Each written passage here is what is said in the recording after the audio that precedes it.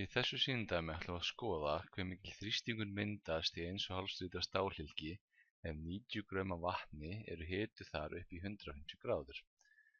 Í svona dæmum þá notum við alltaf kjörgasjöfnuna sem er PV er jafnt á nRT, sem P er þrýstingurinn, V er rúmmól, N er mólmagnið, R er gasfastinn og T er hitastigið í Kelvin. Sem ég þarf þá að byrja því að gera er að breyta hitastiginu hér yfir í Kelvin. Og hitastigið á Kelvin er þá 150 pluss 273 sem gefur mig þá 423 gráður á Kelvin.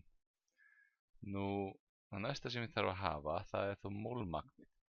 En hér er ég með grömmin og mér vantar mólmagn. Og mólmagnið finn ég út frá þessu jöfnu þar sem ég er með massa deilt með mólmassa. Massin er þá þessi 90 grömm.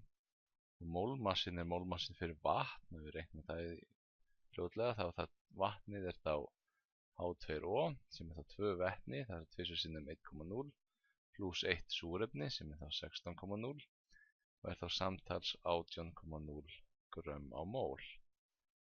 Þá vel, sníkið því hérna undir og fæ út úr þessu 5,0 mól. Og þá er komið með T-ið, ég er komið með N-ið sem er mólmagnið, R-ið er gasfastinn og hann er alltaf svo sami, 3,4, að því gefnu að ég nota þrýstingin í Pascal og nota rúmmálið í rúmmetrum. Það er til aðri gasfastar en þá er notaðir yfirleitt aðrar einingar fyrir þrýsting og rúmmál. Þrýstingurinn, það sem ég ætla að finna, og rúmmálið var gefið upp hér sem 1,5 lítri sem ég þarf að umbreyta í rúmmetra, og 1,5 lítri eru þá 1,5 sinnum 10⁻³ rúmmetrar. Og nú er ég tilbúinn, komið með alla tölun sem ég þarf og get stungið þessu inn í gasjöfnuna.